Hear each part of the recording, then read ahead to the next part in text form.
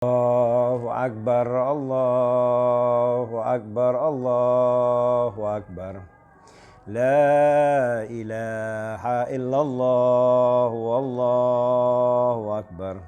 Allahu Akbar walillahil hamd. Alhamdulillah, takbir menggema.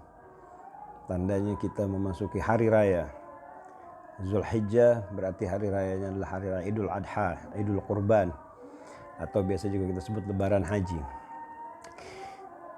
Kurban adalah sebuah bukti puncak daripada hakikat cinta itu sendiri. Karena tidak mungkin orang bisa berkorban atau berkorban dalam bahasa Indonesia apabila dia tidak cinta. Sebagaimana Nabi Ibrahim alaihissalam diuji oleh Allah Subhanahu wa taala untuk mengorbankan yang paling dicintainya, yaitu keturunannya, yaitu anaknya. Dan beliau berhasil. Beliau berhasil terhadap ujian itu.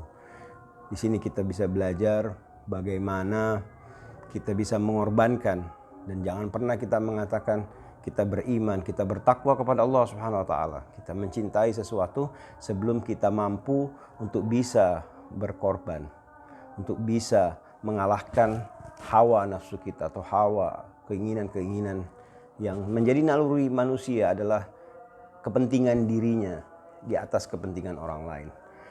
Mari kita belajar, mari kita buktikan cinta kita, dan mari juga kita menata siapakah, apakah yang paling kita cintai di dunia ini. Dan tidak ada yang kita harap, bahwa idealnya tidak ada yang kita cintai kecuali Allah wa Rasul sallallahu alaihi wasallam, dan tidak kita mencintai apapun kecuali karena untuk mendapatkan keridhaan dari Allah Subhanahu wa taala dan Rasul sallallahu alaihi wasallam, sehingga kita bisa digolongkan sebagai hamba-hamba yang al-abrar, hamba-hamba yang senantiasa dalam kebajikan, hamba-hamba yang 5 kali disebutkan dalam Al-Quran, dijanjikan tempat-tempat yang menyenangkan, tidak lain adalah surganya Allah Subhanahu wa taala. Semoga kita bisa meneladani Nabi Ibrahim alaihissalam untuk tidak mementingkan dirinya, tapi bisa membuktikan rasa cintanya, rasa ketaatannya kepada Allah Subhanahu wa taala dengan mengorbankan anaknya sendiri. Semoga kita tidak harus membuktikan ketaatan kita kepada Allah dengan harus menyembelih anak kita, tapi kita hanya dituntut untuk bisa menyembelih hawa nafsu kita.